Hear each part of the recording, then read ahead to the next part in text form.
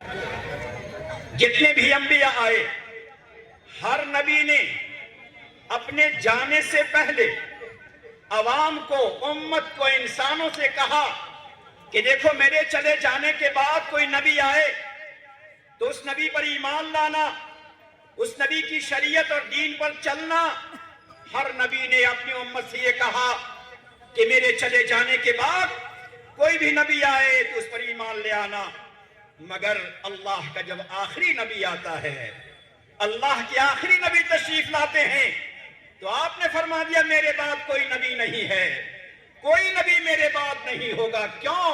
اس لیے کہ اللہ نے دیگر انبیاء کرام جتنے انبیاء تشریف لائے، کسی خاص قوم میں آئے، کسی خاص خطے میں آئے، کسی خاص علاقے میں آئے، انبیاء کی شان تھی، الگ الگ علاقوں میں آئے، مگر اللہ رب العزت نے خاتم الانبیاء کو جب بھیجا ہے کافۃ للناس، سارے انسانوں کے لیے بھیجا ہے، عرب ہو کہ عجم ہو، پہاڑ کے دامن میں رہتا ہو یا سمندر کے کنارے رہتا ہو، اہل علم میں رہتا ہو یا جاہلوں میں رہتا ہو، کہیں بھی ہوگا، ہر ایک کے لیے اللہ کا یہ آخری نبی ہے، لہذا کوئی دوسرا نبی نہیں آ سکتا۔ ایک بات ذرا غور کیجئے گا، نبی جب آئے گا، اپنی نبوت کا جب اعلان کرے گا، تو نبی اپنی نبوت کہ اللہ کا جو سچا نبی آیا اب تک، نبوت ملنے کے بعد ملاقات کے لیے کوئی بندش نہیں تھی، روپوش نہیں ہوئے کوئی اللہ کے نبی۔ آج اگر کوئی اپنی نبوت کا دعویٰ کرتا ہے، آج اگر کوئی اپنے مہدی ہونے کا دعویٰ کرتا ہے، کچھ لوگ اس کے ماننے والے ہیں، یہ اس کے جھوٹے کذاب ہونے کی سب سے بڑی دلیل یہ ہے کہ کوئی نبی روپوش نہیں ہوا، اپنے گھر میں بند نہیں ہوا، دروازے پر کسی کو لگا کے نہیں رکھا کہ کوئی ہم سے ملاقات نہیں کر سکتا۔ یہ جھوٹے ہونے کی بڑی پہچان ہے۔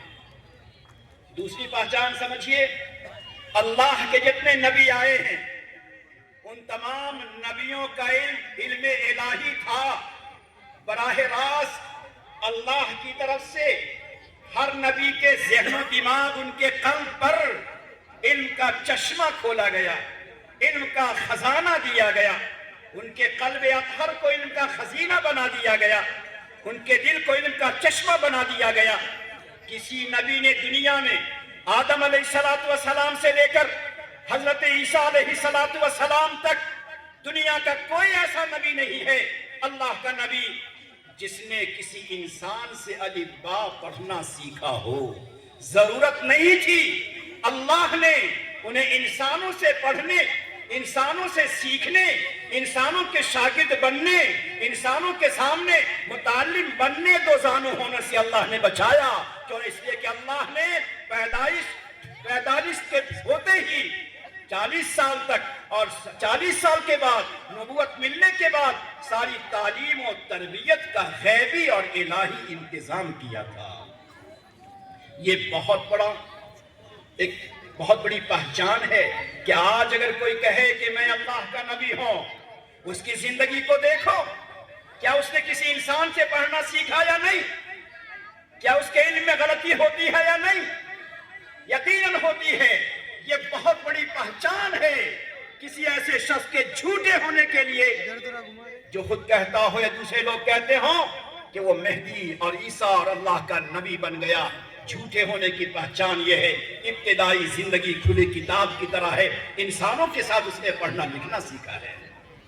اللہ رب العزت نے تمام نبیوں کو معصوم بنایا، اور نبوت سے پہلے بھی اور نبوت کے بعد بھی اللہ نے معصوم بنایا۔ کبھی ان کی زبان سے کبھی کوئی غلط بات، جھوٹی بات، کوئی ایسی بات ان کی زبان سے کبھی نہیں نکلی۔ اللہ نے انہیں معصوم بنایا، اللہ نے ہر گناہوں سے انہیں محفوظ و معصوم بنایا، اور اسی کے ساتھ ساتھ اللہ نے اخلاق حسنہ کا ان کو پیکر بنایا ہے۔